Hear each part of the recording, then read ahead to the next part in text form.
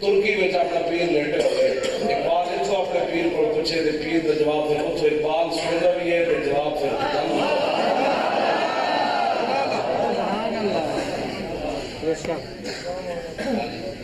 ورنہ تو بات کریں تو کی نہیں بن رہا ہے تو اقبال داسا میرے پیرا ہے کی ہویا اقبال کہتا پھر مولانا روم جواب کی دیتا امر حق را ہم بابر حق شکر بارزو جاجے دو سنگے دو زن اقبال کہتا ہے تیرے ڈھٹے جامی درد مولانا روم فرمانے میں نے اقبال کیا اقبال تیرے ڈھٹے جامی درد پیدا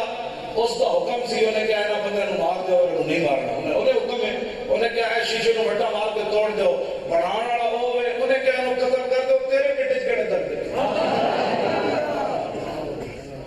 امر حق را ہم بامر حق شکر بازو جاجے دو سنگے دو زن انہیں کہا انہیں شیشہ بڑھایا اور دوسرے انجان بٹا مار کے باندھ دو بڑھانا نہ جانے تو بٹا مروانا نہ جانے تیرے ڈھٹے جگڑے درد چونکہ ایسے تھا تو چونکہ ایسے تھا تو چونکہ ایسے تھا چونکہ کا اسلام نہیں ہوتا آج میرے اقبال کہتا میں پوچھا دسا میرے پیرا کاروبار خسروی یا راہبی یا ہے آخر بھائیت دین نبی اقبال کہتا میں پوچھا مولانا روم پڑھو کہ کاروبار خسروی پانام عزیز پڑھ کے قربانی کرنا اپنی ادھیاں دے 10 ارب ڈالر کی ایک کمپنی بنانا اے دین ہے یا اپنے جناب اربا پتی بھی ہوگن ایم این اے انہوں نے زکاة کونسل دے انہوں نے پتروں نے چیئرمین بنا دیں غریب نے 500 روپے زکاة روزانہ 500 روپے مہینے دا ملے 500 روپے دی روزانہ سبزی نہیں آتی اس تو بڑا غریبہ نال کیڑا مذاق کر سکتا اس تو بڑا غریبہ نال مذاق ہی کوئی میں اقبال کہتا میں پوچھا کاروبار خسروی یا راہبی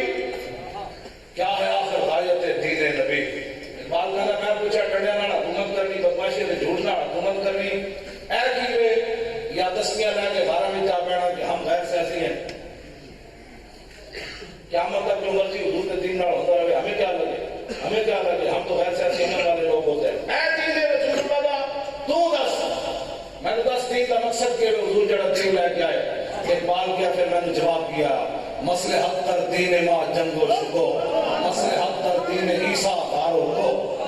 اگر ساڑھے دین کا مقصد ایسی تلوار میں کہ کدی بدر جانا کدی ہو